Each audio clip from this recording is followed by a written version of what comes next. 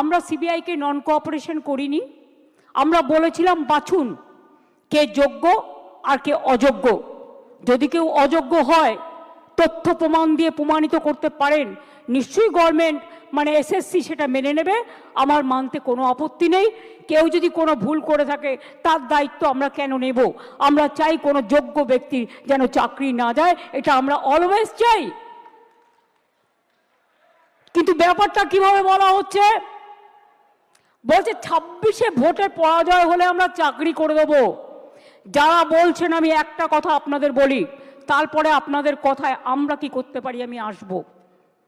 তার কারণ কদিন ধরে আমাকে প্রচণ্ডভাবে, যে মানুষটা জানে না কি হয়েছে, যে মানুষটা কোনো ব্যাপারে আমি চ্যালেঞ্জ করে বলছি, আমি আমার জীবনে জেনে শুনে কোনো পানিশমেন্ট কাউকে দিইনি এবং